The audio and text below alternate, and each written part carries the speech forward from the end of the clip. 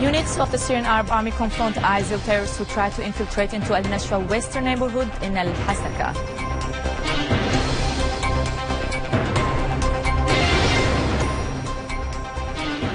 ISIL terrorists break into Ain al-Arab once again, and the People's Defense Units wage battles with them.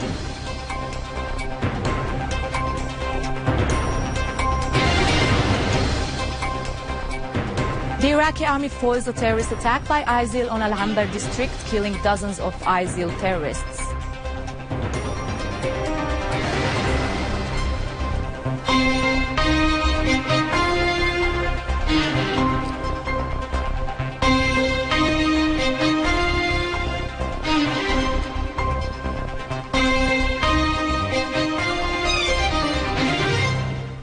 Good afternoon. In cooperation with People's Defense Groups and internal security forces, a Syrian Arab Army unit is waging severe battles against ISIL terrorists who infiltrated last night into al-Nusra al-Gharbiya neighborhood in al-Hasaka.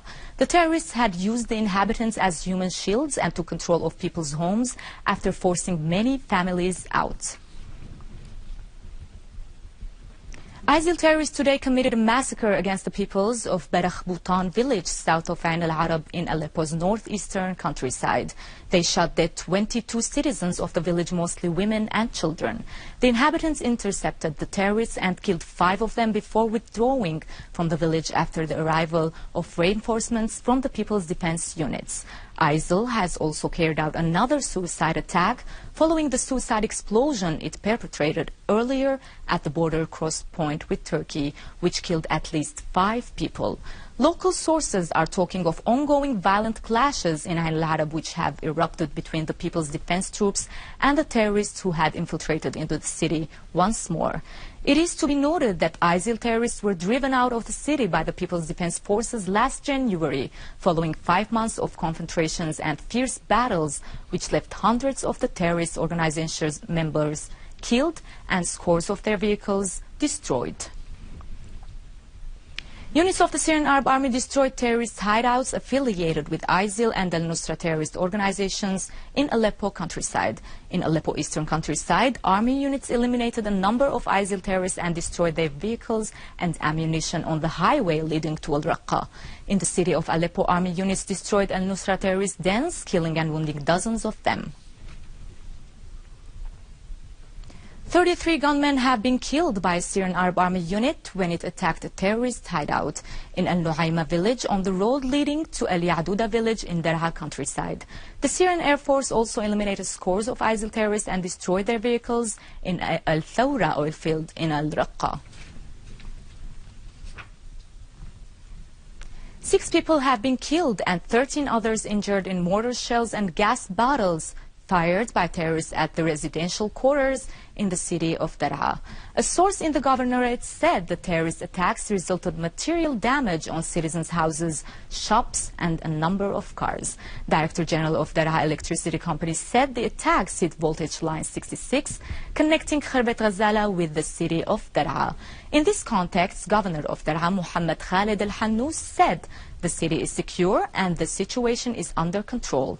He pointed out that the terrorist organizations which attacked the city this morning with various kinds of weapons have failed to enter it or be anywhere near it, as they were repelled, he added, by the Syrian Arab Army units, the internal security forces, and the city's honest citizens. Israeli occupation troops continue their arbitrary campaign of detentions against the inhabitants of Majd al-Shemesh in the occupied Golan, arresting 3 more young men last night. They had held several people last Tuesday after storming houses and vandalizing their contents. In retaliation for the heroic operation carried out a few days ago by Golan young men against Nusra wounded terrorists who were passing through the village in order to be treated in the Zionist entity's hospitals.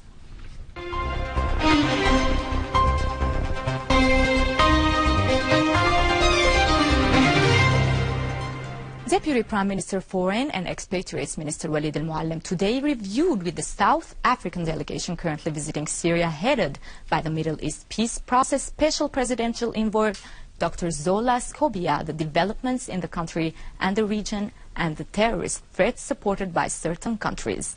Minister Muallim talked in detail about the ferocious assault which aims at jeopardizing stability and spreading chaos through promoting Takfiri thoughts, whether in the region, Africa or other countries of the world in service of Israel and the USA. He underlined the importance of South Africa being prominent African state in making clear what is happening in Syria and supporting the Syrian people's steadfast stand in combating Takfiri terrorism. He affirmed the need to make good preparation for Geneva III through the consultation and meeting to be held among the various parties in Moscow. On their part, the members of the guest delegation affirmed the importance of pushing forward bilateral relations and activating the agreements between the two countries. The chief delegate referred to the policy of double standards resorted to by the West towards Syria and the Palestinian cause, particularly in covering up Israel's violations against the Palestinian people and the terrorist crimes against Syria. The Iraqi troops foiled a terrorist plan to attack the area of Nazim al-Taqsim in Al-Anbar, killing 33 ISIL terrorists. Iraqi sources reported that 13 airstrikes targeted ISIL positions in several areas in Al-Anbar.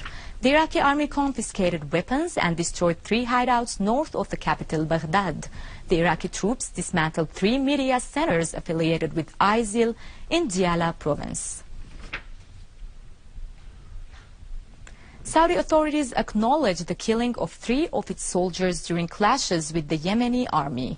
2 Saudi soldiers were killed in Jizan and the 3rd was killed in Asir area.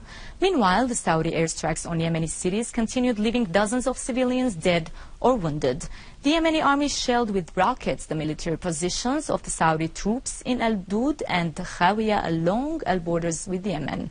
In another development, 1 Yemeni soldier was killed and 2 others wounded following the explosion of a device in front of Saba news agency in the capital, Sana'a. Israeli occupation troops arrested 6 Palestinians during incursions into several areas of the West Bank. News reports said that an Israeli military force broke into Kharabta Bani Haris village in Ramallah and arrested 3 Palestinians. The Israeli soldiers also broke into a Palestinian house east of Hebron and arrested 1 Palestinian. With this, we conclude our news for today. Thank you for watching. For more details about Syria and the region and to view this bulletin again, you can always visit our Facebook page, Syria TV channels. You may also watch the Syrian satellite channel live on YouTube. Now to latest business and market news with Syria, but after a short break.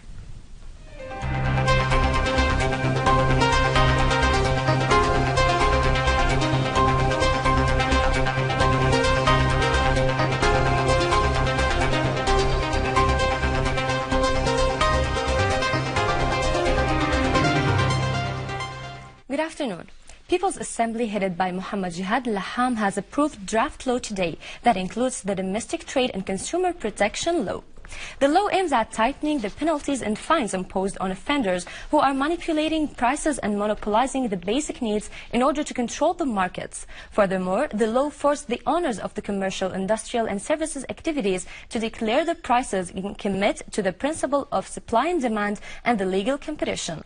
However, according to the law, the offenders will be punished by imprisonment for 6 months at least and a fine of 250,000 Syrian pounds, or one of these punishments for those who manipulate food, fodder and agricultural products. The Central Bank of Syria has set the exchange rate of the US dollar against the Syrian pound at 276.35 for the banks and 276.37 for the exchange companies. The Central Bank has also set the exchange rate of the US dollar against the Syrian pound for transfers at 275. On the other hand, the euro exchange rate against the Syrian pound was set at 309.38 for the banks and 309.4 for the exchange companies.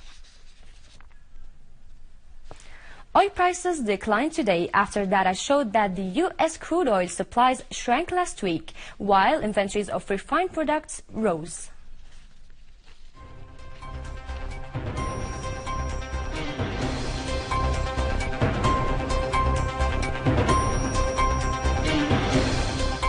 European stocks extended a sell-off as another round of Greek bailout talks yielded no results before an impending payment deadline. Japan's Nikkei share average edged lower today, but underlying sentiment remained bullish a day after the benchmark hit its highest level since last 1996.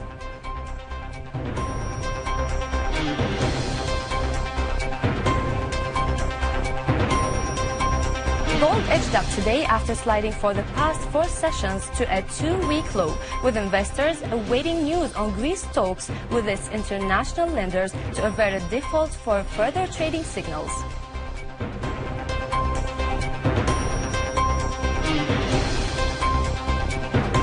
The dollar dropped versus the yen today, awaiting U.S. data for fresh signals after giving back gains following an impasse in Greek debt negotiations. The euro, on the other hand, was trading financial shares after showing a more limited response.